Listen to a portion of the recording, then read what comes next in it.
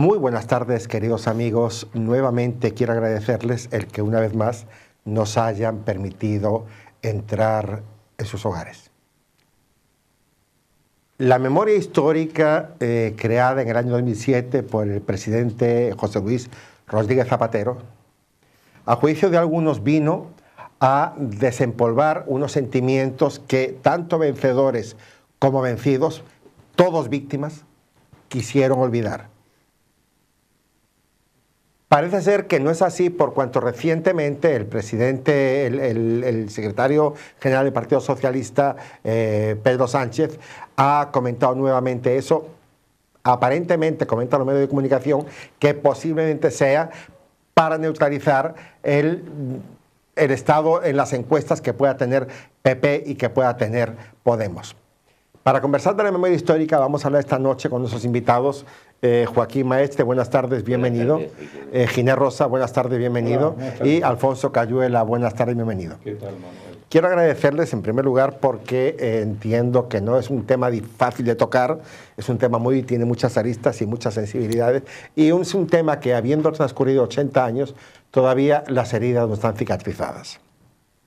Y los invito porque tengo la absoluta confianza que son personas que pueden hablar con mucha ponderación y aunque tengan ideas divergentes puedan aportar, que es lo que me importa, que el programa al final de la tertulia se haya aportado aunque sea mínimamente algo. Pero para ubicarnos yo quisiera que me dijeran qué fecha debemos de tomar como referencia para hablar de lo que es este proceso de la memoria histórica, el año 31 o el año 36. Y partir de ahí para adelante. Me vale cualquiera de ustedes. Empieza tú, ¿no? Bueno, como la memoria histórica en sí misma parte desde el inicio de la guerra. Lo que pasa que en Totana como tal, la memoria histórica empieza a ser interesante, y de hecho todas las actuaciones que se han hecho en el pueblo al respecto, empieza a partir del 1 de abril de 1939, que es cuando acaba la guerra. De hecho, pues bueno, luego si queréis hablamos más de cosas concretas, pero precisamente todas las actuaciones que se han llevado por parte del ayuntamiento y todos los estudios que se han hecho por parte de los particulares, aquí está Ginés Rosa, que hizo uno muy importante, yo también he hecho alguno que otro, yo sé que Joaquín es un gran interesado por el tema de memoria histórica, parte a partir del 1 de abril de 1939, que es cuando la República de alguna manera es vencida, termina la guerra, de hecho en Murcia es de los últimos sitios donde termina la guerra, en Totana es el 27 de marzo cuando llegan las fuerzas de la Brigada de Navarra, con lo cual se acaba la guerra, y entonces a partir de ahí, y yo marcaría algunos hitos, pero así para empezar a llenar boca un poco. Marcaría, por ejemplo, el tema de los 11 fusilamientos que hubo, que hasta hace muy poco, y fue un trabajo arduo, hubo que encontrar el sitio, porque no se sabía el sitio. Luego, si queréis, hablaremos de eso. Se hizo un monumento a los 5 españoles muertos en Gusen, que era un campo de concentración de la Alemania nazi. Eran 5 españoles republicanos que murieron en Gusen. Se hizo un monumento en la Plaza de la Libertad. ¿Qué fecha fue eso? ¿Qué fecha? Pues eso fue exactamente en el 1999. En el 1999. Eran 5 totaneros, que aparece porque los alemanes tienen múltiples defectos, pero múltiples virtudes también. Y uno de los que tienen es que son eminentemente puntillosos. Los tenían a todos apuntados. Y entonces en sus listas aparecían 5 totaneros entre 260 y pico murcianos que murieron en Gusen, en Auschwitz, en Treblinka, en los diversos campos de concentración nazi. Otro hito importante, pues, es el tema de la prisión central de Totana. Hay que decir que era prisión central con mayúsculas. Fue la prisión principal en Murcia del franquismo. Eso es objetivo. Entonces, pues bueno, yo por ahí empezaría. Entonces yo creo que la mejor fecha, porque en otros sitios, por ejemplo en Burgos, pues hay fosas comunes de antes de la guerra, lógicamente. Pero aquí en Totana, digamos que la memoria histórica es a partir del 29 de marzo del 39 o el 1 de abril del 39. Claro, tú comentabas ahora, Alfonso, que tú la tomas a partir del 39 cuando finaliza la guerra, ¿no? Pero cuando se crea la memoria histórica, de alguna manera contempla que se hace para reconocer los derechos y establecer medidas en favor de quienes padecieron persecución o violencia durante la guerra civil, inclusive la guerra civil, por lo tanto estaríamos hablando del 36 también. ¿No compartes eso, Ginés? Yo creo que para hablar de la memoria histórica, si nos referimos, si nos limitamos al título de la ley 52 de 2007, se refiere, como tú acabas de decir, concretamente a la guerra civil y a la dictadura. Son los dos términos que encajan uno delante del otro. Entonces, si nos refiriéramos a la memoria histórica solamente en Totana, pues posiblemente, como ha dicho Alfonso, tendríamos que irnos al año 39 y sobre todo al hecho luctuoso del fusilamiento de los 11 en Totana. Pero yo creo que el comienzo de la guerra creo que es la toma de contacto y punto de salida. Además, por una razón también muy importante, se sabe que los primeros meses de la guerra civil fueron un auténtico desastre a nivel de actos delictivos por todos sitios, ¿no? Porque claro, la República se vino abajo. Los temas judiciales, los temas administrativos, etcétera, todo eso. Y había un control y una impunidad muy grande. O sea que, pero eso sería en los primeros meses, seguramente 3 o 4, hasta que la República reactivó un poco su trabajo. Yo creo que dando pábulo a lo que es el título de la ley, habría que remitirse al comienzo de la guerra civil. Joaquín. Bueno, yo primero quiero, digamos, hacer una pequeña introducción sobre mi postura personal, porque aquí es muy fácil decir, no, pues tú eres fascista, o eres, digamos, ultraderecha, o eres tal. Yo, desde luego, no soy fascista, posiblemente el encuadre en derecha cada vez más cuestionado, porque yo no renuncio a ningunos valores de la izquierda que los considero tan míos como lo pueden tener la izquierda. Desde luego no soy franquista, porque no sé ni lo que es eso, no sé lo que es. Franquistas puede haber durante el tiempo de la dictadura, y la calificación de dictadura no la cuestiono en absoluto, o sea, en absoluto.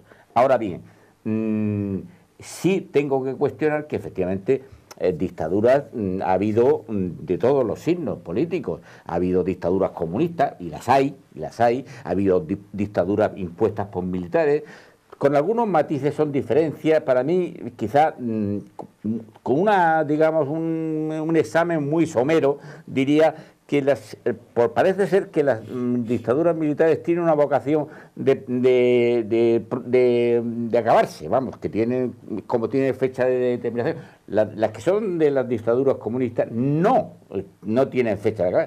Consideran que ellos están haciendo bien la cosa y realmente, pues lógicamente se renuevan y tal. Bueno, bien, dicho esto, como consecuencia, yo prefiero que, si queremos hacer un análisis realmente de lo que ocurrió en la guerra civil y después en la dictadura, que así la califico sin reservas, vuelvo a insistirlo, hay que analizar el periodo correspondiente desde el 14 de abril hasta el 18 de julio o 18, como lo queramos. Hay que analizarlo forzosamente, porque hay que analizar las causas que para mí provocaron la guerra civil. Pero yo en principio quisiera hablar sobre la ley de memoria histórica. Primero sobre la ley, sobre la ley. Y por empezar, por algo diré, primero lo considero una ley, yo me la he leído recientemente y quizá demasiado deprisa. La veo, digamos, yo la dividiría como en 3 partes, ¿no? La primera parte, que es incuestionable, o sea, lo que es evidente es que, pero innecesario. Innecesario, ¿por qué? Porque se dedica a, digamos, puntualizar o ampliar algunos contenidos de otras leyes ya antes aprobadas, que se podían haber hecho, todo lo que se recoge en esa ley se podía haber hecho en el desarrollo administrativo de la propia ley, con sus reglamentos, con sus resoluciones, sus órdenes ministeriales y del cual algunas normas, como por ejemplo el tema de los inhumaciones, exhumaciones de los restos, con la propia normativa que hay actualmente sobre política sanitaria. Y además es una labor que ya se venía haciendo en algunos casos, incluso durante la dictadura. Y, por otro lado, hay otra fase en que yo la considero también irrenunciable. Por supuesto, yo apoyo cualquier iniciativa que ayude a la gente que digamos, que está, digamos, no sabe dónde tiene los restos de sus familiares y quieren hacerles un entierro digno y nominado, reconocido, ¿no? Ahora, a mí me extraña un poco esa explosión que ha habido, después de 20 años de democracia, ha habido una explosión de estos temas, cuando realmente es una cosa que se podía haber seguido haciendo. Hay gente, después hay otra parte que se dedica al tema que también lo considero, digamos, encomiable, y quizá esto es novedoso, cuando se dedica, toma medidas para que se anulen cualquier decisión de cualquier tribunal que hubiera habido durante la dictadura cuando se haya tomado en contra de los derechos humanos. El Tribunal de Orden Público, la Ley de Vagos y Maleantes, así un montón. Eso es. Ahora, hay una tercera parte que es la que se dedica a, digamos, a decir, bueno, ahora tenemos que coger y todo lo que sea un vestigio de la época de la dictadura, tenemos que borrarlo. No porque a mí me importe que se borre o no se borre, yo creo que a la mayoría de la gente le importaba un bledo quién era el general. El otro día me preguntaron a mí si Cánovas de Castillo era un general o un preboste de la dictadura. Pues ya, cuando la gente no lo conocía. Por otro lado, tampoco considero absurdo considerar a Calvo Sotelo, digamos, una víctima o un artífice de la guerra civil, cuando realmente al pobre lo asesinaron precisamente antes de que empezara la guerra civil, incluso fue el efecto detonante de esa. Hay algunas personas que, por ejemplo, tenemos el caso, una manipulación de la ley, es el caso de la Cruz de Callosa de Seguro, que la tenemos muy cerca. Ahí los ciudadanos y el párroco de ahí correspondiente habían quitado todos los vestigios de lo que se referían a nombres de la guerra civil. ¿Para qué? Para que le dejaran su cruz. No querían nada más que dejaran su cruz. Incluso las oposiciones que haya habido y hay actualmente eran simplemente porque querían que dejaran su cruz, que era un símbolo de eso. Y sin embargo, la quitaron. ¿Por qué? Porque estaban manipulando la propia ley de memoria histórica. No había ninguna necesidad o no había ninguna, digamos, fundamento desde el punto de vista de la ley para hacer eso. Esa es una cuestión. Es una cuestión que eso. Hecha esta introducción personal, porque yo a mí que me llamen que soy de ustedes me tienen sin cuidado. Yo le pasa como a Ginés, que no tengo aspiraciones políticas ninguna. Bueno, me la han llamado, o me llaman fascista, ultraderecha o lo que sea, me diga. Yo realmente tengo mis ideas claras y no comparto en absoluto esas cuestiones. La ley de memoria histórica tiene, entre otros objetivos, el dignificar a los combatientes que padecieron esa contienda terrible, luctuosa para todo el mundo, ¿no? Pero la ley tiene como norma jurídica los principios, entre otros, de la generalidad. Digo esto porque entre lo que contempla la ley decimos reconocer los derechos y establecer medidas en favor de quienes padecieron persecución o violencia durante la guerra civil. En esta ley, les pregunto simplemente, ¿no estamos excluyendo a un sector de la población? ¿O esta es una ley que aglutina a todos, a vencedores y vencidos? Por lo tanto, ¿qué sería el objetivo de la ley? Yo creo que, desde mi punto de vista, y quizá habría que matizarlo también un poco más, yo creo que la misma derecha se ha autoexcluido de este asunto. Esta es mi opinión. Creo que se ha autoexcluido.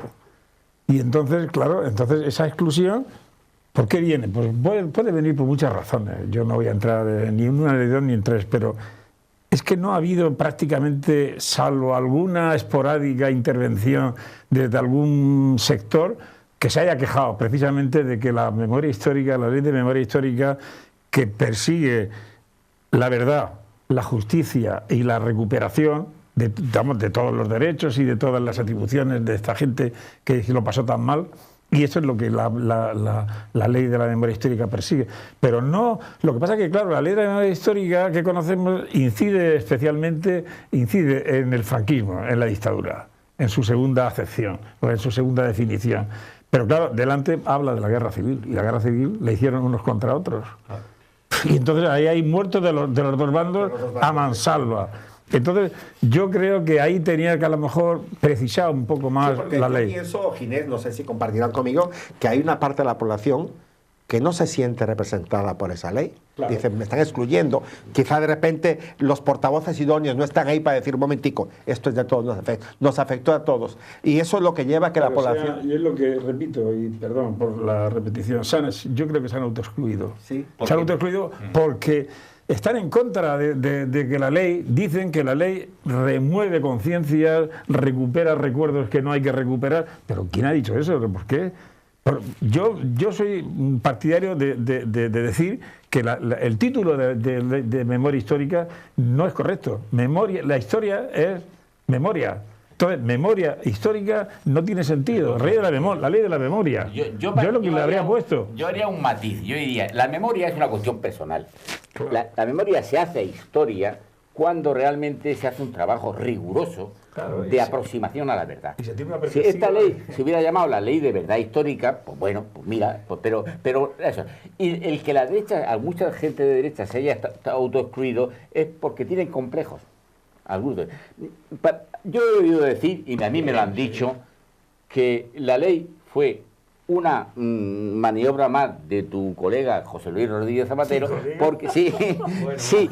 Ya te han puesto. Hombre, ya hablaremos en la calle. Bueno, yo solamente digo, ¿para qué la dices? Bueno, no, hay que continuar siguiendo hablando del franquismo, que la gente ya, dejaron algunos que yo desde luego no viví esa época, hay que seguir hablando, desde luego hay que hablarlo para decir que son los malos de la película, y después, a continuación, decimos, los del PP son los herederos del franquismo, y como son los malos, pues realmente al que tenéis que votar somos nosotros, que somos los buenos. Alfonso, de alguna manera no está lo que está diciendo Joaquín, no se reafirma con el comentario reciente de Pedro Sánchez. No. De alguna manera trae, ¿no? A ver. Mira, yo creo que la derecha no se ha excluido de la ley a nivel económico, pero no se ha excluido de la ley a nivel político, y lo explico. Esta ley se aprobó, que era la 52-2007, en ese año, en el año 2007. La derecha, el centro derecha, lo que puede ser el Partido Popular, Rajoy y demás, lo que ha hecho es dejar la ley sin contenido a nivel económico, es decir, el primer año, que era el 2008, o sea, que ellos gobernaron, que fue a partir del 2011, dejaron, digamos, la partida presupuestaria que se había puesto con antelación, la dejaron al 60%. Sí. El resto de años, la partida se ha puesto al cero. O sea, que ahí, digamos, se ha puesto, la derecha se ha excluido de la ley a nivel económico. Digamos que no ha puesto ni un euro para el desarrollo de la ley. Pero políticamente la derecha no se ha excluido de la ley. Y digo lo siguiente, es que no es solamente España. Es la ONU la que está diciendo que España es el segundo país con más desaparecidos de todo el mundo después de Camboya. Y son desaparecidos de la dictadura franquista. ¿Por qué? Yo por eso deslindé desde el principio el que se hablara de la guerra civil. La memoria histórica no se refiere a la guerra civil. No, señor. Lo que intenta la memoria histórica es acabar con un agravio histórico de que cerca de 400.000 personas fueran ajusticiadas en el territorio nacional, de que hay 2.500 fosas comunes, de las cuales la gran mayoría, yo creo que se han abierto prácticamente 400 nada más, la quinta parte, y que hay 120.000 desaparecidos. La ONU le ha estado continuamente a todos los gobiernos de España, de izquierda, de derechas, de centro, diciendo que el tema de los desaparecidos había que acometerlo. Pero cuidado, no solamente la ONU, la Unión Europea. Consejo de Europa. Exactamente. El Consejo de Europa no para de decir de que el tema de los desaparecidos en España hay que acometerlo, que no puede ser. O sea, el tema se ha cometido en Argentina, se ha cometido en Chile, se ha cometido en todos los países que había desaparecidos políticos. En cambio, posiblemente España sea el único país de la Tierra en que el tema de los desaparecidos no se ha acometido. Yo os voy a traer dos argumentos. Yo estoy viendo... Quizá de repente, perdón, y ahora continúas con eso, Alfonso, quizá al hilo de lo que tú estás comentando. Hay un historiador, al hilo de lo que estás comentando, los desaparecidos y mantener eso vivo, ¿no? Un historiador francés, dice, especialista en cuestiones memoriales, dice que España, junto con otros países europeos, está enferma de su pasado. Claro. ¿Y en qué se fundamenta? Claro. Se fundamenta... El libro, perdona, entonces, sí, sí.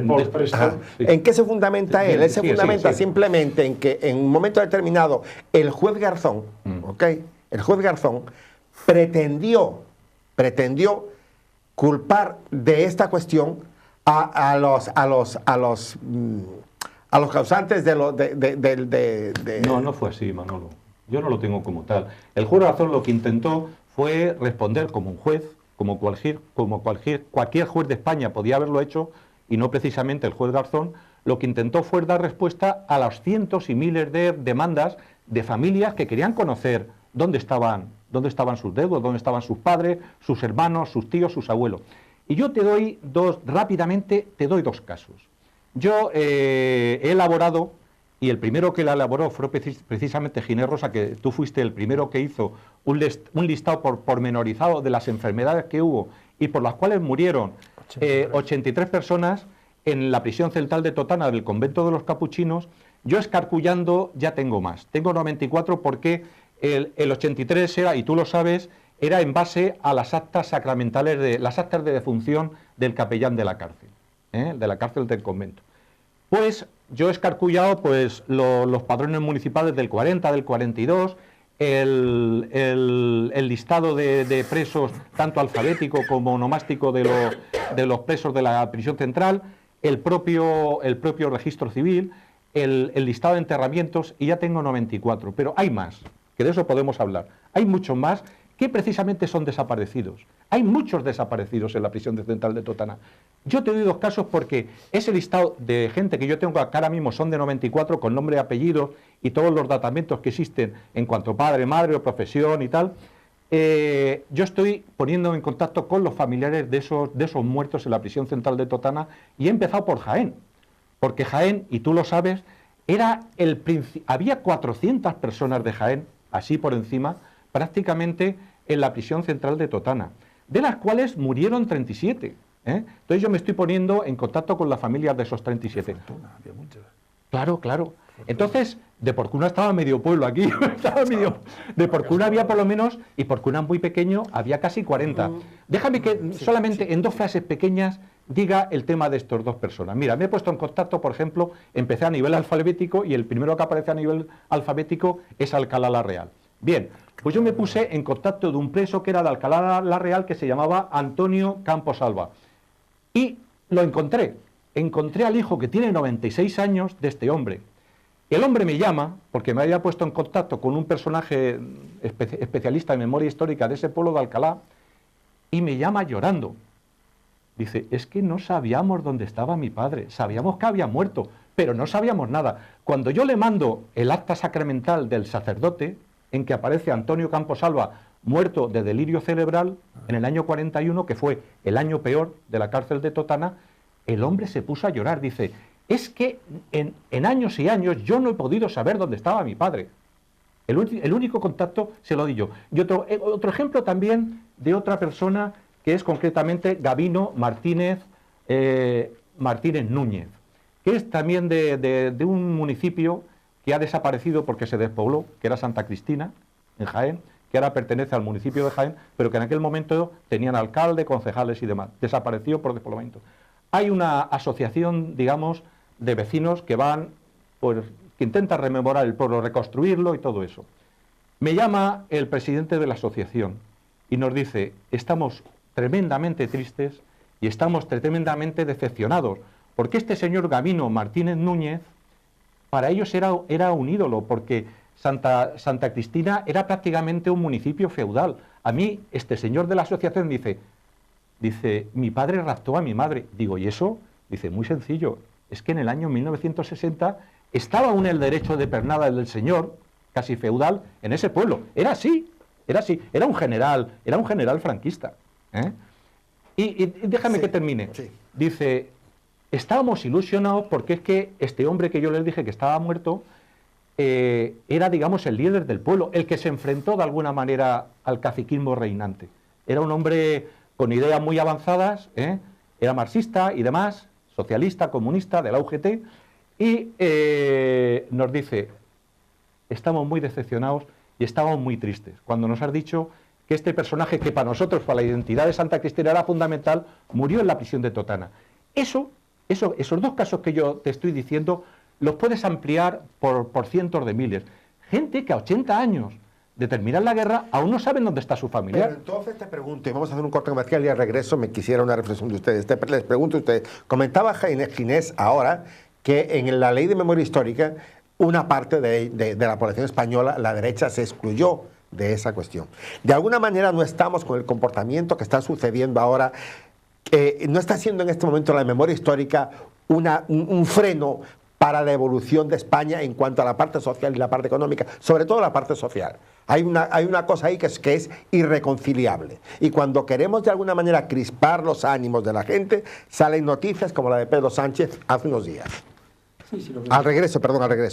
Regresamos en unos minutos, queridos amigos.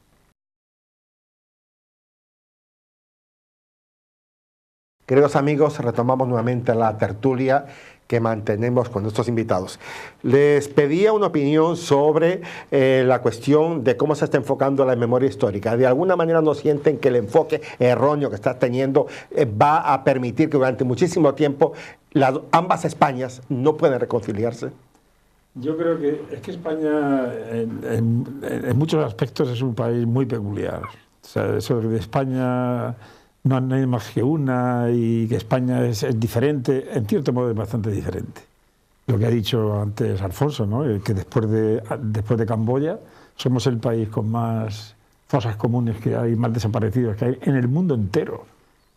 Hay que pensar, por ejemplo, que después de la guerra mundial, en Francia o en Alemania había muchísimos menos presos que había en la España de Franco. En España de Franco había casi 250.000. Y en Alemania, un país con tantísimos habitantes, y Francia con algo menos, pero después de la guerra mundial, no había ni la mitad. Eso ya te da un dato. Y luego, quería decir que en la cuestión del origen, de dónde tenemos que situar, ubicar el comienzo de la ley de memoria histórica, yo pienso que eso es un problema metodológico. Quien quiera empezar por la guerra civil, pues empieza por la guerra civil. Yo quiero citar a un historiador español. Lo que pasa es que cuando tú cambias la fecha, estableces una fecha y otra, las realidades sociales eran otras totalmente diferentes. Pues si tú empiezas a recontar desde el año 31, te encuentras con una realidad totalmente diferente que si empiezas en el 36. Sí, por eso quiero citar un libro y un personaje, un escritor que es fundamental en la historia contemporánea de España, que es Paul Preston. Paul Preston, que ha sido premio en Asturias de historia contemporánea, escribió un libro, uno de los últimos, que se llama Odio y exterminio en España, la guerra civil y la dictadura, y después, tiene el título final, y después, o sea que lo prolonga hasta ahora, ¿no? Y es un hombre que para ese libro creo que se leyó entre 800 o 1000 libros y estuvo 20 años trabajando. Bueno, la categoría y la seriedad y la metodología de Paul Preston nadie la va a discutir, porque es de los grandes historiadores que ha tenido en la España contemporánea, sobre todo desde la Guerra Civil, ¿no?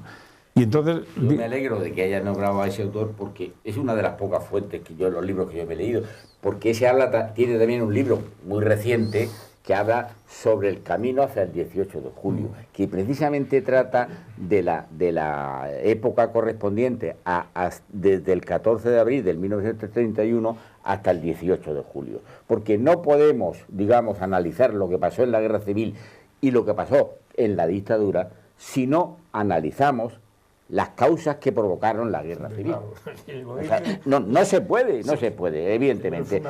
Y yo, de ese mismo Paul Preston, pues yo saqué las siguientes conclusiones. Quizá, ya te digo que mi conocimiento es, digamos, quizá cuestionable y estoy dispuesto a reconocer mis errores cuando haga falta.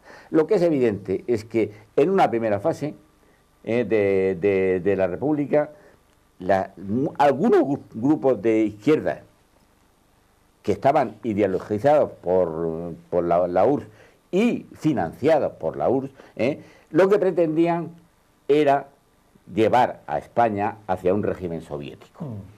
Eso parece ser que ya nadie lo cuestiona, ni el propio Alfonso. Ni el propio Alfonso lo cuestiona.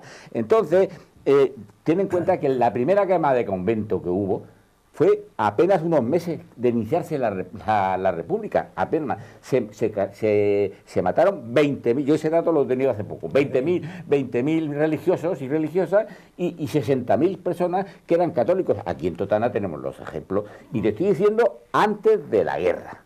Antes de la guerra, no cuando las... Y después, cuando, digamos, el Frente Popular gana las elecciones, se siguió la misma política, solamente que en este caso se tenía los instrumentos del poder en la mano, los órganos del Estado para hacerlo. El Calvo Sotelo fue asesinado por un grupo de unos funcionarios públicos que se lo cargaron. Y Franco, que esto fue uno de los generales que se sumó, porque realmente yo creo que la cabeza era General Mola, y ahí terminaron con una serie, porque golpes de Estado hubo una serie, primero Sanjurjo, después tuvo lo de Asturias, después... Lo mismo que cuando se comentan los bombardeos, pues se habla solamente de los bombardeos de Guernica. También se puede manipular, yo no lo sé, si no tengo datos. Y el de Melilla y el de Cuenca, en fin, quiero decirte que el problema que tiene este análisis de la historia es que solamente se procura hablar de las cosas que hizo mal, que las pudo hacer y las hizo el régimen de Franco. Además, yo he de decir que las circunstancias, porque el hecho de la sublevación militar a la que Franco se sumó y después lideró, porque lo nombraron a él en Salamanca como jefe de los ejércitos, pues resulta que no necesariamente iba a implicar que eso tenía que acabar en dictadura. Lo que pasa es que después nos encontramos con una guerra mundial. Después nos encontramos con un aislacionismo, un bloqueo de económico y de todo, ¿no? Y sobre todo, me gustaría decir, y digo, que Franco fue un auténtico exterminador.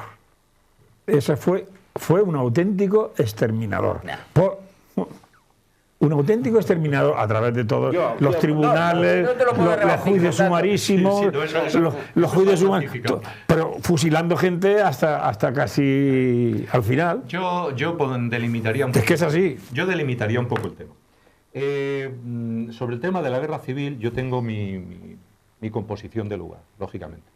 Es más, creo que fue el que todo acabara en una guerra civil significa que fue un mal golpe de Estado. O sea, hay libros por ahí que teorifican cómo se debe hacer un golpe de Estado, y precisamente cuando ponen un modelo de golpe de Estado como negativo y como mal planificado fue el tema del 18 de julio, que fue mal planificado porque acabó en una guerra.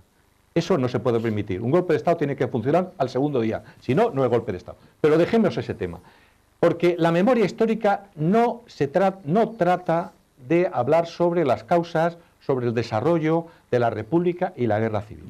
La memoria histórica lo que trata son dos cuestiones.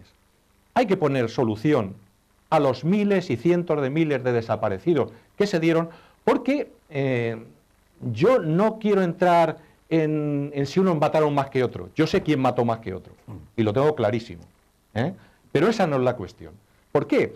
Porque del bando proinsurrecto, del bando del 18 de julio, del bando que después se llamaría franquista, que como tú bien dices, Franco no era el líder, sino que era Mola, pero de ese bando no hubo desaparecidos. Es decir, después de la guerra, todos tenían su lápida, su fosa, y los familiares sabían qué les pasó y dónde estaban. O sea, en la causa general de Totana se habla de las 8 personas muertas, supuestamente, que eran o totaneros o gente que vivían... Déjame 5 segundos, Manuel. Se habla de eso y todos tienen su lápida, su fosa, y los deudos, la familia ha podido ir a llevarle flores cada día de los difuntos. El problema, y eso es lo que quiere establecer la memoria histórica, es que hay que terminar con que este país sea el segundo país del mundo con más desaparecidos. Y aquí en Totana tenemos desaparecidos. Por ejemplo, los 11 fusilados del 19 de octubre de 1939, cuando acabó la guerra, eran desaparecidos. Y extranjeros. Y extranjeros también, lógicamente. Es que hay en la fosa común de la prisión central de Totana hay hasta 2 franceses y un norteamericano. Eso está datado y totalmente. ¿Por qué digo que eran desaparecidos? ¿Qué fosa le ponía el fichero el archivo del Ayuntamiento de Enterramientos? ¿De dónde estaban esas 11 personas? Ponía fosa por determinar. Ni querían decir dónde estaba, ni tampoco nadie pudo saber dónde estaba. Los familiares nunca pudieron saber dónde estaba. Ha sido después, a 80 años, que hemos tenido que hacer un estudio ahí concienzudo, que incluso, fíjate si el tema era difícil, que considerábamos que estaba la fosa común en una calle del cementerio, cuando al final tuvimos que admitir que estaba en otra. Y estaban ahí debajo y nadie lo sabía. Los familiares, en 80 años, no habían podido llevarles ningún recordatorio a sus familiares. Yo por eso no entraría en el tema de la guerra civil, porque sobre la guerra civil podemos estar hablando, y de hecho se seguirá hablando historiográficamente, se seguirá hablando durante décadas. Pero la memoria histórica lo que quiere es resteñir definitivamente las heridas, que los que fueron desaparecidos durante 80 años aparezcan. ¿Tú no crees, Alfonso, que es un poco... ¿Por qué no se habla aquí nunca de Paracuellos o de otras acciones del bando republicano que fueron realmente atroces? Porque ahí se mataron a niños. En fosas comunes de los republicanos solamente hubo Paracuellos, hubo muchísimas más. Sí, ya. Pero de esas no se habla nada. No se habla nada. Joaquín, la gente de Paracuellos fue sumada en 1939 y cada una llevada a su pueblo y tiene su tumba ahora mismo. Sí, eso no se hizo con los del otro bando. Bien, no se hizo con los del otro bando. Quiero decir que realmente lo que allí sucedió fue que teóricamente el poder legítimo que se representaba la República pues, se organizaba a matar pero niños y todo eso. No, la República y el además, a mí me parece ese debate yo creo que es vacío. Es decir, yo quería precisar una cosa. Antes he dicho que Franco me parece un exterminador, pero quiero también precisar que no es que sea un exterminador sistemático, sino que era a través de los elementos y de todo el montaje que tenía la España nacional, hablando así en términos bélicos, tribunales de orden público, juicios sumarísimos, condenas, cadenas perpetuas, la desbandada, la famosa desbandada de Málaga, entre Málaga y Almería. Un general que fue un almirante, bueno, sería después almirante, Salvador Moreno Rodríguez. Y Bastarreche también. Me parece que fue el que hizo la desbandada, cañoneando a toda la gente que huía de Málaga a Almería, matando a unas 3.000 personas, niños, mujeres y ancianas. Eso fue al poco del golpe militar. Sí. No sé, ahora mismo no tengo el dato y no quiero mirarlo, ¿no? Pero, en fin, eso me parece odioso. Lo de Paracuellos del Jarama me parece, me parece una comedia, con todos mis respetos, comparado con la desbandada de Málaga y Almería. A mí me parece un esperpento decir que España fue uno de los países donde más desaparecidos hay, cuando realmente, por ejemplo, tanto en la Rusia soviética como en eso, pues ahí masacrando pueblos, dejarse morir de hambre, que hubo cientos de miles de millones de muertos. Eso no quiere decir nada. Ejemplos hay no para todo. Se me salgan de la memoria histórica. Yo quiero centrar el tema. ¿Tú crees, Alfonso, que hablando de la memoria histórica, tú crees que el problema de la memoria histórica y el conflicto que representa socialmente para España se resolvería siempre y cuando las cunetas se limpiaran de cadáveres y se le diera digna sepultura? ¿Tú crees que ahí se acabaría o no? Porque yo veo que cuando hablamos de memoria histórica, quizás de repente lo menos importante para los que no son deudos sea la digna sepultura de los cadáveres. Creo que hay otros intereses, de alguna manera, y que eso no se resuelve porque hay intereses en que no se resuelva. No se resolvería buscando a los cadáveres, a los 2.000 y pico, 3.000, 4.000, 20.000, 100.000 cadáveres. Manuel, tú no puedes llegar a familia por familia e inculcarles que eso no es lo más importante, ni que no se resuelve, ni muchísimo menos. Porque si fueran míos deudos, madre... Me expresa mal, perdona. Posiblemente. He dicho que para los deudos es importante. Hombre, claro, es importante, pero casi estaría por pensar que los que no son deudos, hay otros intereses que no se resolvería con llevar a esas personas a la sepultura. Yo creo que hay que acotar este tema. Mira, el debate sobre la guerra civil y sobre la república, eso va a seguir toda la vida. O sea, porque fue un periodo históricamente muy complejo y va a haber pros y contras para todo. Y además es bueno que sea así. De hecho, la historia, yo no, desde la época de los hunos y de los romanos, todo tiene controversia. O sea, desde el punto de vista histórico, todo tiene controversia. Pero no puede ser una controversia que te impida cumplir. No, pero es que yo creo que eso no se está dando. Es decir, que unas personas quieran saber dónde están sus familiares enterrados, eso no tiene por qué disturbiar para nada la armonía nacional. Es decir, nadie se está metiendo para nada con los fallecidos del supuesto otro bando, que muchas veces no lo eran. ¿Por qué? Pues, por ejemplo, se dice, tú has hablado de la Iglesia. Pues bien, en la fosa común de 4.000 personas, que es la mayor fosa común que hay en España, de cuando la Legión, los tabores moros y demás ejércitos franquistas entraron en Málaga, pues hay varias fosas comunes y una de ellas tiene 4.000 personas. Pues bueno, ahí hay sacerdotes también que por ser rojos, de alguna manera fueron fusilados. En Totana también había sacerdotes de izquierdas. De hecho, lo hay. Por ejemplo, en el expediente del alcalde fusilado de Ambrosio López Carrasco, que está el único, lógicamente, de Ambrosio López Carrasco nadie podía hablar a favor. O sea, si tú en el año 39 dices, no, es que a mí Ambrosio López Carrasco para mí era una buena persona porque me ayudó a esto, pues lógicamente tú pasabas a ser reprimido, lógicamente. Pero hubo una persona que fue en el expediente de Ambrosio López Carrasco el único que habló bien de él. Y era de un sacerdote, de un fraile del convento. Este fraile durante la guerra vivió en el Paretón, porque su hermana era del Paretón, aunque él era de Vinalesa, de un pueblo de Alicante. Exactamente. Y este hombre estuvo trabajando en el hospital de sangre, en el hospital de carabineros, que era un hospital que cuidaba a los heridos del ejército republicano. ¿Y cómo le decían en el Paretón a este fraile? Pues le decían que este fraile era el fraile republicano, era el fraile de la UGT. Es decir, que cuando decimos fosas de uno y fosas de otro, todo se mezcla. Pero hay una cosa que yo creo que clarifica la cuestión, es decir, los únicos desaparecidos que hay son víctimas del franquismo. Los demás no tienen desaparecidos. Entonces yo no creo que nadie se puede, de alguna manera, entre comillas, mosquear, porque los familiares quieran saber dónde están sus dedos. Eso no se puede. Entonces, de eso vamos. Pero yo entraría en otro tema. Te lo pregunto nuevamente a ti y a Ginés, concretamente a los dos. Nadie pone en duda la legitimidad que puedan tener las familiares de los muertos desaparecidos. Nadie, absolutamente, nadie. Y el derecho legítimo a enterrarlos en una sepultura, nadie. Lo que les pregunto a ustedes es, resuelto ese problema, el conflicto que hay en España entre un bando y otro, ¿desaparecería? Yo creo que ¿O no? Yo no creo que haya conflicto, Manuel. Alfonso, hace ya muchos años que está superado. Alfonso, no digas Aquí en España, lógicamente, habrá izquierda, centro, derecha toda la vida. O sea, eso es así. O sea, porque eso no se acaba nunca.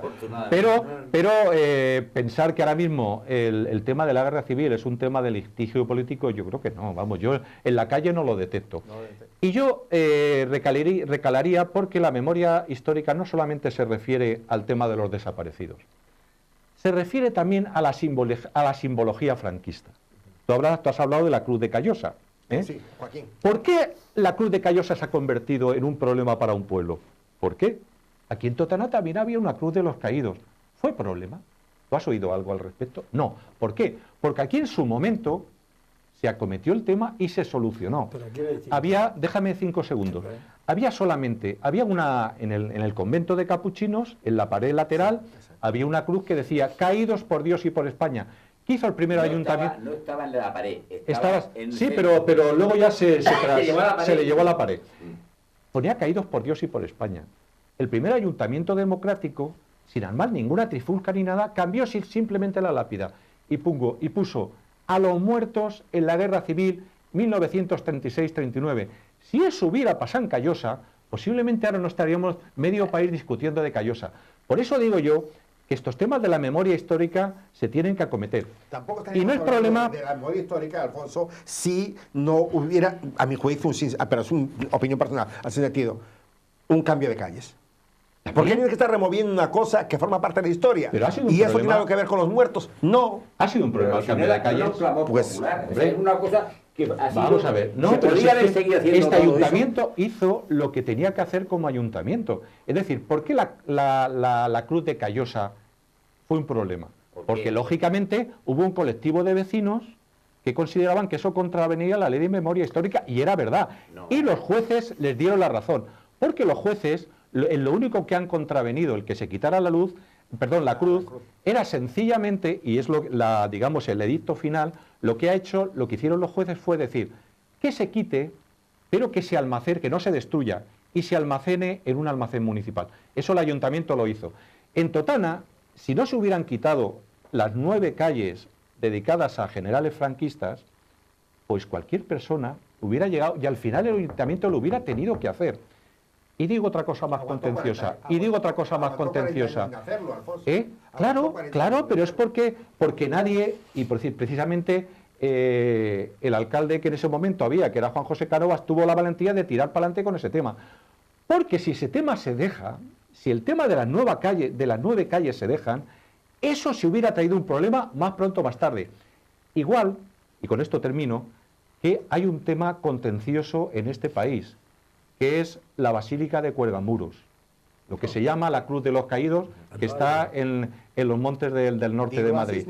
Bien, pues bueno, ese tema cuanto antes se solucione mejor, porque si no, no, acabará porque los restos de Franco saldrán de ahí, porque en ningún país de Europa, ninguno, tanto del antiguo bloque de acero, o como en Alemania, Italia, Portugal, en Portugal no se permite que haya un monumento geográfico de Salazar o Caetano.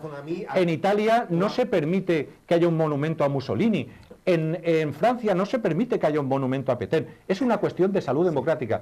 Y te lo digo, las calles se hicieron para que no hubiera problema. Y de hecho no hay problema. Ahora mismo se han cambiado.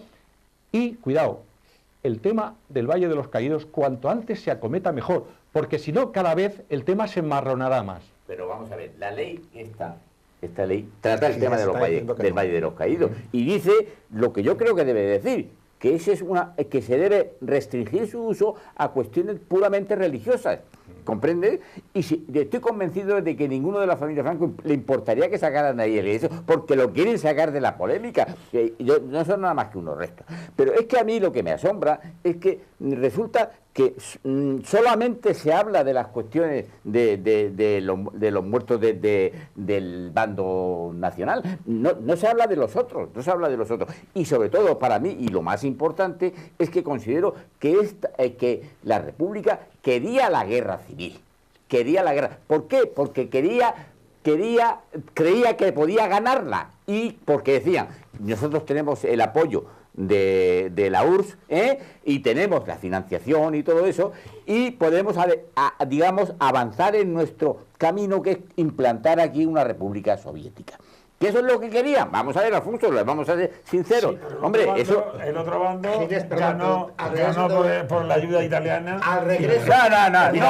No ganó presidente por la ayuda italiana. Es que crees tú que los aliados no apoyaron bajo mano. De la palabra, vamos a hacer un corte comercial.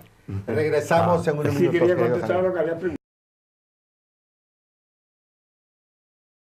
Queridos amigos, retomamos la última parte de la tertulia. Tenía la palabra Ginés Rosa. Me ibas a comentar algo que decías que había preguntado y que te había preguntado.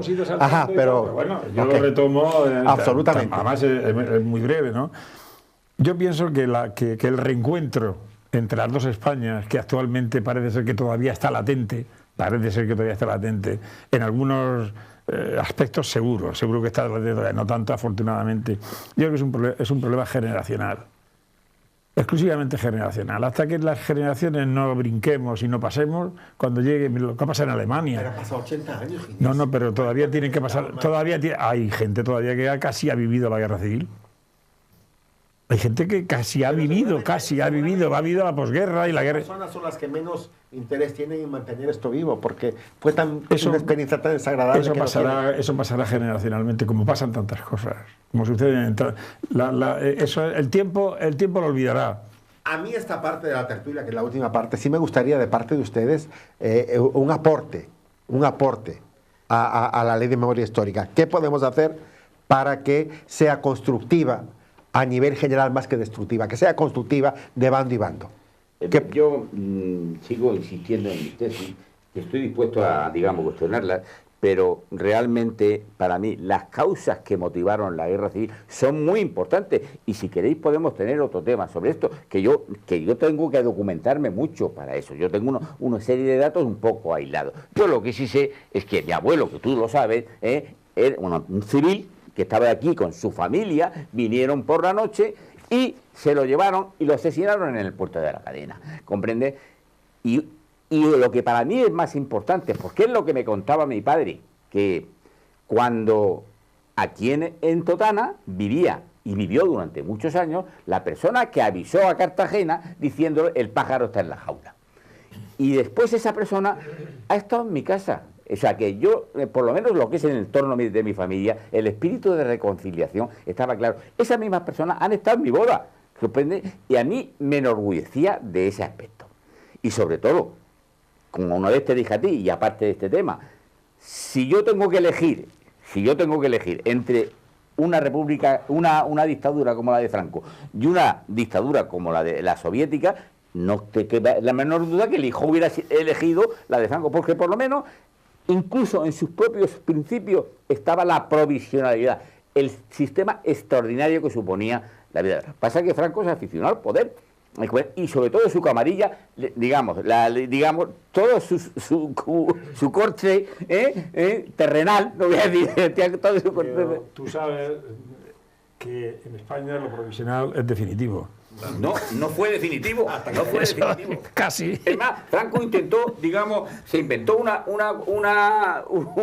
democracia orgánica que evidentemente gozaba de los mismos fallos, sin pluralismo político, como tienen en los países, digamos, de estilo comunista. O sea que realmente, ¿por qué nos vamos a asombrar?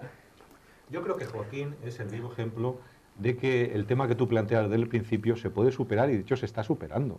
Es decir, no solamente fue tu abuelo, fue tu tío también, que cuando empezaron, que estaba preso en Cartagena, y cuando empezaron los bombardeos por parte de la aviación de la Legión de Cartagena, pues el populacho invadió la cárcel, y uno de los que murió, y además de una forma muy desagradable, fue el hermano de tu abuelo, que era tu tío abuelo, o era tío de tío abuelo, fue tío abuelo o tío bisabuelo, como quiera. Y yo creo que precisamente esto es un ejemplo, la postura que tiene ahora mismo Joaquín es de que aquello, desde el punto de vista de agravio de sangre y agravio familiar y agravio de muerte, está olvidado. Igual que por el otro bando, yo he hablado casi con todos los familiares de los 11 fusilados del 39 de octubre, del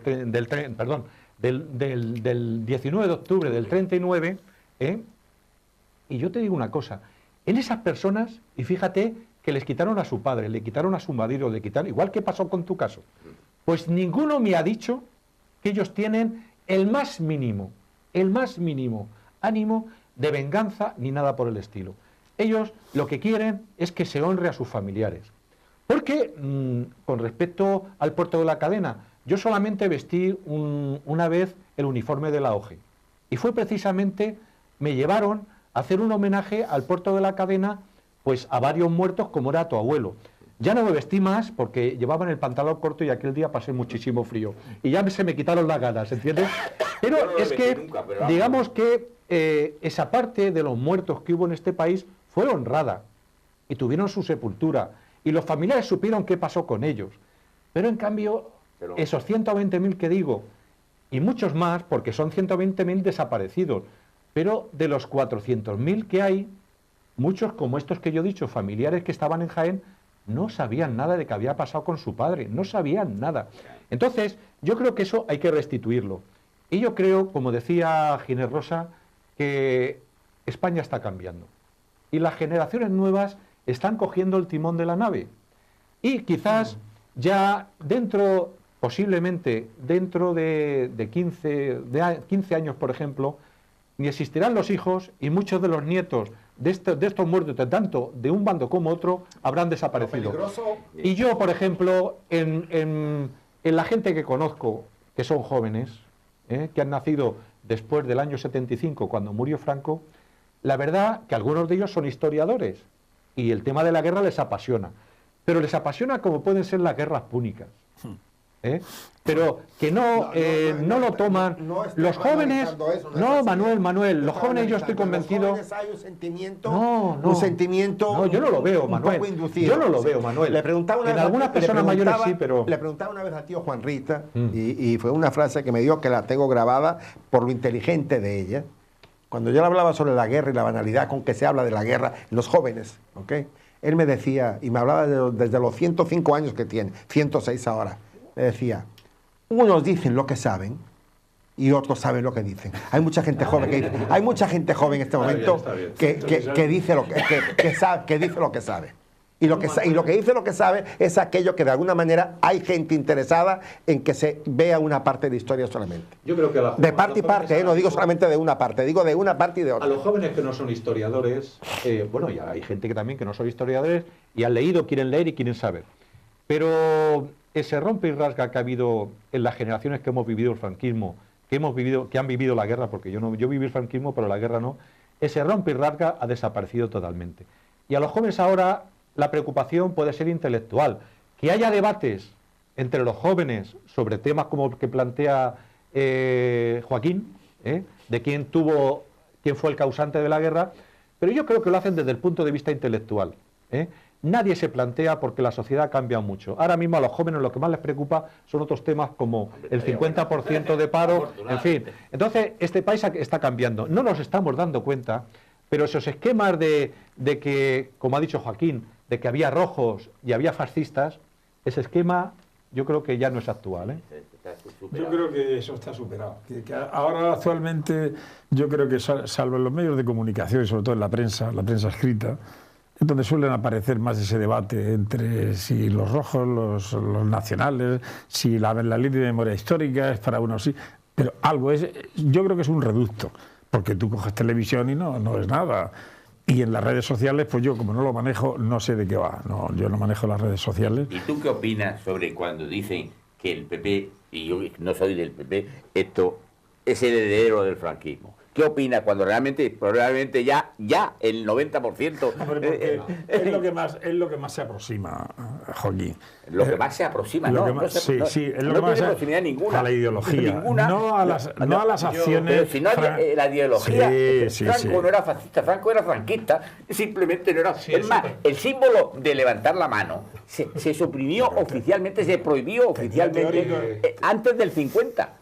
Antes del 50, cuando ya realmente habían perdido. El gran problema que tiene el Partido Popular, por ejemplo, es que precisamente tiene un colectivo de gente muy mayor. Y entonces el colectivo de gente muy mayor... Pero sobre ninguna sí, de la guerra, entonces, de la guerra. déjame que termine. Tiene un colectivo de gente muy mayor, igual que tiene el Partido Socialista. Entonces quizá dentro de ese reducto de gente, las reminiscencias tardofranquistas, tardo-republicanas, quizá sigan existiendo. Pero yo creo que eso ya ha desaparecido. Yo, por ejemplo, yo creo que las nuevas generaciones que son de centro derecha, como es el Partido Popular, como puede ser la Soraya Sáenz de Santa María, algunos... yo creo que esa gente ya no son con esos esquemas. Lógicamente el Partido Popular sabe que dentro de su clientela política hay un sector ya muy mayor que sigue teniendo ciertas reminiscencias de extrema derecha. Y serían muy tontos si no levantaran la bandera para conseguir esos votos. Pero nada más, Yo soy eminentemente democrático y creo que ahora todos los partidos, de los 4 partidos fundamentales que hay, Ciudadanos, Podemos, Izquierda Unida, Partido Socialista y Partido Popular, yo creo que son de intachable fidelidad al régimen democrático. Que algunos como yo creamos que esta Constitución del 78 ya está obsoleta y hay que cambiarla, pero eso es normal, eso es lógico. Pues ya está. Para mí es una Constitución muy democrática, pero muy poco democrática, manifiestamente mejorable. Ahora, eso de que metas a Podemos, evidentemente sus formas no pueden ser otras que las democráticas, pero de vez en cuando la historia de los mencheviques y los bolcheviques se reproduce en Podemos, ¿comprende? Pero para mí, desde luego, mientras sigan saliendo estos temas, tendremos que cuestionarnos cuál fue la causa de la guerra civil. Esa no se puede olvidar. Léete el libro de Gerald Brennan. Bueno, tú léete el de Preston. Léete el de Preston, Camino del 18 de julio. Leeremos cada uno el suyo. Dentro de 200 años se seguirá discutiendo sobre este tema. Sí, claro, y yo creo que es bueno. Además, pero cuidado, se seguirá discutiendo de este tema como se discutió se sigue discutiendo de la toma de Granada o de la guerra de la independencia, pero nada más. Pero en ese clima. En ese clima, ya está. ¿Vas a comentar algo tú, Ginés, ahora? No, en plan de broma digo que he caído en medio de 2 ametralladoras. Pero a gusto, lo digo con balas contadas cada uno, con balas contadas. Balas de fogueo. Me interesa, queda un poco minutos para terminar. Me gustaría... Estoy olvidando lo que tengo que decir, pero bueno. Me gustaría gustaría, de parte de ustedes... No, quiero decir una cosa, es simplemente Sí. casi un hecho anecdótico, ¿no? Pero refleja, es un poco lo que tú decías, que si el PP es heredero del franquismo, si es, si no es, ese no es el debate, ni la metodología, ni nada, pero que en algo tiene, ya lo creo. Rajoy, presidente del actual gobierno, cuando vivía en Marín, él vivía en una calle que se llamaba Salvador Moreno Rodríguez, que fue el de la desbandada de Málaga. Le cambiaron el nombre por el de Rosalía de Castro, la culminación del romanticismo español en Galicia. Vamos, una autora que no la tengo que presentar yo aquí, ¿no? Y decía que por qué le habían cambiado el nombre de la calle. Eso lo dijo delante de... Sí que la historia... Pero en la ¿cómo historia, puede decir un simplemente presidente de gobierno que porque han cambiado el nombre de la calle y denostar a una de las grandes figuras del galleguismo, es que no. Rosalía de Castro? Eso no se sostiene. Pero Eso no se sostiene. Y eso es anecdótico. Pero es... A veces los gallegos cometemos errores. Sí, pero eso es muy fuerte. cuitas, Manuel, eso es muy fuerte. Ginés, Eso es muy fuerte. Esas cuitas son de cara a la galería. Mira, y con esto cara a la termino. galería. Y con esto termino. El PP, el Partido Popular, pese a que ha dejado la ley de memoria histórica sin presupuesto, no la va a derogar. No la va a derogar. Lo cual quiere decir que si el supuesto partido de centro-derecha no va a derogar la ley de memoria histórica, porque la ley de memoria histórica tiene ya cerca de 11 años, es porque la ley de memoria histórica algo tuvo de bueno.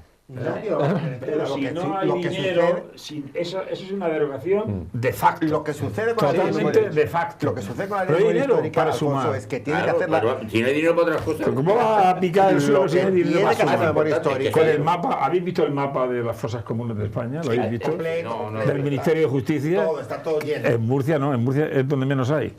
En Murcia es donde más blanco está el mapa de fosas comunes. Bueno, eso es... Sí, porque yo imagino que las máximas fosas de estas habría durante la guerra civil. Ahora aquí Llegaban a un pueblo y con la pasión del fragor de la guerra, pues lógicamente se cometían desmanes. Y muchos de esos desmanes no era porque te fuera rojo, sino porque era enemigo, porque me gustaba su mujer o lo que sea, ¿comprende? Había muchas razones en esas cosas. Lo importante es que con ley de memoria histórica o sin ley de memoria histórica, lo importante es que este país eso lo vaya cubriendo y lo vaya metiendo en una fosa, precisamente. Esos recuerdos y esas cosas... Quiero una reflexión tuya sobre eso. Claro, eso es lo importante. Me quedan 2 minutos. Háblame de eso. O sea, No, ¿cómo sí, podemos pretender que la memoria histórica sea una cosa que te aporte, que aporta a la nación? Más que Y destruye. lo que pasa es que en este país se lee poco. Pero la Guerra Civil Española y en general toda la posguerra y la dictadura es el conflicto que más bibliografía tiene en el mundo entero. Más que las guerras mundiales, que ya es decir, todo el conflicto español entre hermanos, que es lo que estamos hablando. Pero es que leemos poco. Y hay ahora investigaciones que están sacando a flote muchísimas cosas, teorías, reflexiones, enfoques, perspectivas, que sería interesante que el pueblo español, la gente joven, que como ha dicho muy bien Alfonso, está por otras cosas, afortunadamente, en cierto sentido, no del todo. Bueno, yo como resumen y sí, digamos... esto empiezas tú, Ginés. Solamente tengo que decir que si es cierto, y parece ser que sí lo es, que lo que pretendía la República es montar un sistema soviético, me alegro muchísimo de ese levantamiento. Después no me alegro en absoluto de que como muchos, digamos... Como recambio. De que no hubiera habido una, digamos, una vuelta pasado, porque evidentemente ahí ni en tiempos de guerra de momento, ni en tiempos del aislacionismo, pero parte del ocupado tuvieron los americanos, porque si no hubiera ayudado tanto a Franco, porque lo que temían entonces era al comunismo, preferían tener a Franco ahí, lo mismo con en muchos sitios de Sudamérica, pero evidentemente yo me tengo que alegrar, yo lo siento mucho, pero me tengo que alegrar. Alfonso, matices a la memoria histórica. Muy sencillo. Mírame hacia Muy adelante, sencillo. mírame hacia adelante. Sí, yo creo que mirando hacia adelante, el tema del pasado, el tema de la guerra civil, yo creo que fácticamente está superado por, digamos, lo que el sentimiento que hubo en aquel momento, que era de ir unos contra otros. Yo creo que el tema de la guerra civil se va a seguir cuestionando históricamente y es bueno que se cuestione como cualquier hecho, pero también tengo clarísimo que este país, porque es el único de Europa que tiene simbología de una dictadura, la simbología esa va a desaparecer, incluido el Valle de los Caídos, y no es que vaya a desaparecer, sino que se sumará a Franco y se hará un monumento a la memoria histórica, porque allí hay más presos republicanos enterrados que presos del bando nacionalista. Y sobre todo, estoy convencido que de aquí a 15 años, por ejemplo, en un plazo de 15 años, ya no seguirá habiendo desaparecidos en España. Todas las familias sabrán dónde estuvo el abuelete, dónde estuvo el tío o dónde estuvo su padre y dónde descansa en paz. Cuando veamos que en el Valle de los Caídos, como tú comentabas ahora, Alfonso, no había republicanos nacionalistas, que había solamente españoles, en ese momento habríamos dado un paso adelante.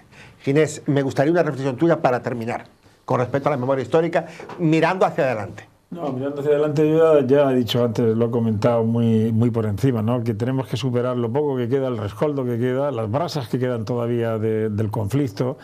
La memoria histórica puede seguir ayudando, evidentemente, puede seguir ayudando, a pesar de que solamente ahora esté dirigida hacia un bando, ¿no? Y yo no sé, el Valle de los Caídos, yo soy partidario de lo que decía Alfonso, de darle el contenido, y también como decía Joaquín, darle el contenido litúrgico y religioso que tenía. Franco, pues que le busque la familia, que le busque un sitio que no le faltará. Y sacar a flote esos 33.000 restos que hay, que están desconocidos totalmente, ¿no? Eso será una cosa buena. Habrá gente todavía que se opondrá, porque habrá gente de la Falange que se opondrá a eso, pero eso será residual. Yo creo que eso va a ser residual y que eso sería, internacionalmente, también sería una conquista para España, que ese monumento que costó tantas vidas, tanto trabajo esclavo, etcétera, etcétera, recupere un poco la imagen de España internacionalmente, porque claro, tú oyes hablar a cualquiera del Valle de los Caídos fuera de España y ¿para qué te voy a decir? ¿Y para qué te voy a decir? Ginés, muchísimas gracias. Gracias a Alfonso, ti. muchísimas gracias. Joaquín, muchísimas gracias. Y ustedes, queridos amigos, espero que hayan disfrutado lo comentado por nuestros tertulianos, opiniones diversas, todas interesantes y con su punto de vista muy personal. Y realmente creo que lo que todos desean, todos anhelamos, es que esta cuestión de la memoria histórica nos enriquezca, nos aporte más que nos separe y podamos hacer de España el país que creo que todos nos merecemos. Muchísimas gracias y buenas tardes.